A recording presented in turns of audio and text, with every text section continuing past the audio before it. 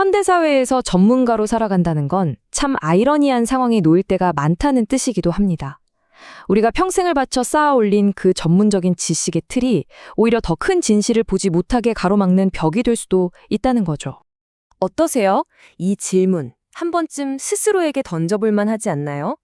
이번 시간에는 바로 이 역설에 대해 깊이 파고들어 보려고 합니다. 전문가가 되기 위한 노력이 어떻게 우리 생각의 감옥이 될 수 있는지, 그리고 아주 오래된 고대의 지혜가 그 감옥의 벽을 허물 방법에 대해 어떤 힌트를 주는지 말이죠. 오늘날의 지식경제는 정말 고도로 전문화된 사고를 요구하잖아요. 자, 이런 거죠. 예를 들어서 어떤 금융분석가가 있다고 한번 상상해볼까요? 이 사람은 특정 알고리즘 모델에만 완전 몰두했어요.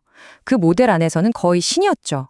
하지만 모델 밖에서 벌어지는 거시경제의 거대한 흐름이나 지정학적 변화 같은 더 큰 그림은 완전히 놓쳐버린 겁니다. 결국 어떻게 됐을까요? 시장 붕괴를 예측하지 못했죠. 바로 이런 일이 우리 주변에서 계속 일어나고 있습니다. 근데 이게 개인이 잘못됐다 이런 얘기를 하려는 게 절대 아니에요.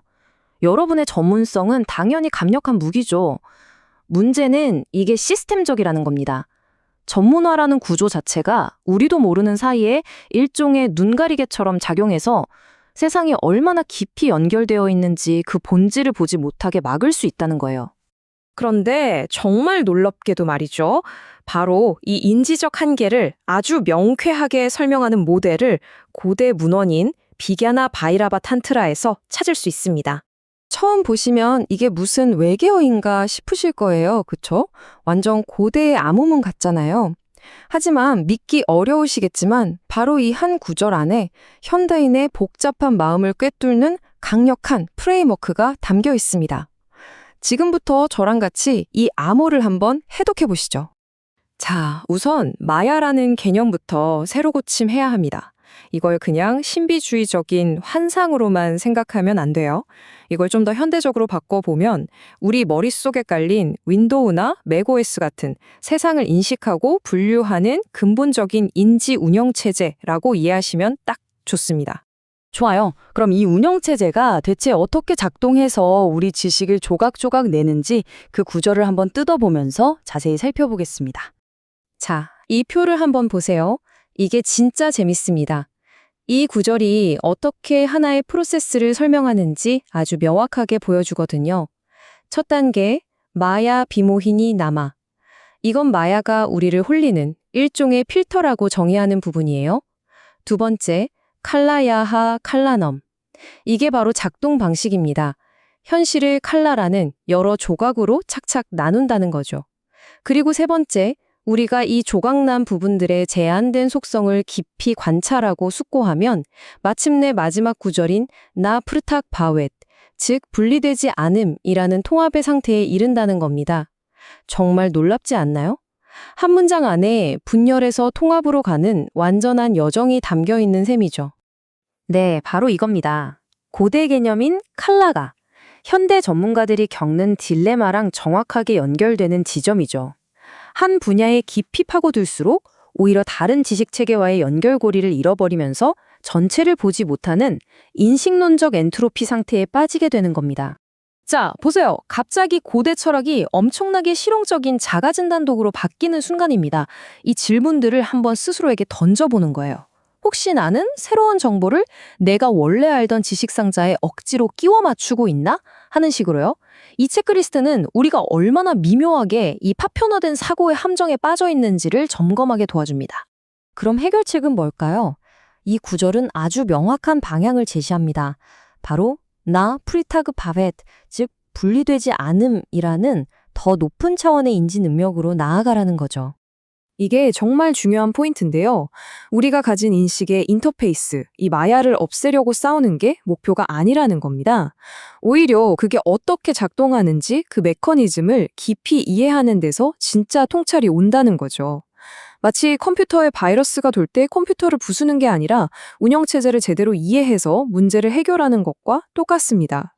바로 이 3단계 내적 프로세스를 통해서 그 통합을 이룰 수 있다는 겁니다.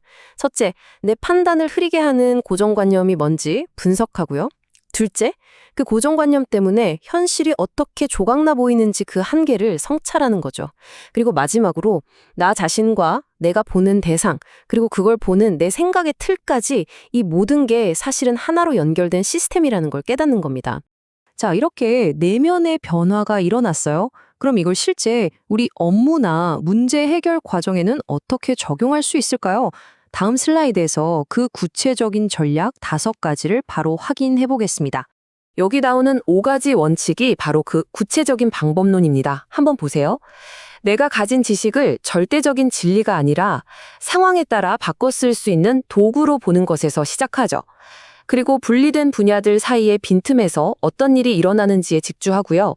궁극적으로는 단지 한 부분을 최적화하는 게 아니라 전체 생태계가 조화를 이루는 더 큰 그림의 해결책을 설계하는 데까지 나아가는 겁니다. 이 두 사고방식의 차이 정말 극명하죠? 한쪽은 좁은 길에서는 엄청나게 빠르지만 예상치 못한 큰 위기가 닥치면 속수무책으로 무너집니다. 반면 다른 한쪽은 복잡성 자체를 끌어안고 그 안에서 본질적인 패턴을 찾아내죠. 이건 마치 당장 다음 분기 실적만 보고 달리는 것과 앞으로 10년, 20년 동안 계속 생존하고 혁신할 수 있는 조직을 만드는 것의 차이라고 할 수 있습니다.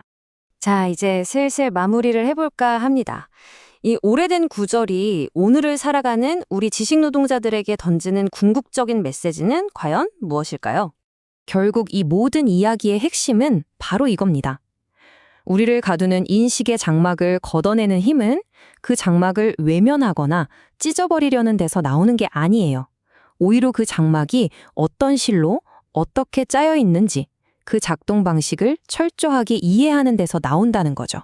결국 우리가 도달해야 할 지점은 바로 이거예요. 내가 현실이라고 굳게 믿었던 것들이 사실은 세상을 보는 여러 도구 중 하나였음을 깨닫는 순간, 우리는 더 이상 파편적인 정보의 홍수 속에서 길을 잃지 않게 됩니다. 그때 비로소 우리는 현실 그 자체와 온전히 하나가 되는 근본적인 통찰을 얻게 되는 거죠. 그래서 마지막으로 여러분께 이 질문을 던지고 싶습니다. 오늘 얻은 이 새로운 관점을 가지고 여러분의 세상 속에 흩어져 있는 파편들 중 어떤 것을 가장 먼저 연결해 보시겠습니까? 당신이 그어놓은 수많은 경계선 중에 가장 먼저 허물어 보고 싶은 그 선은 무엇인가요?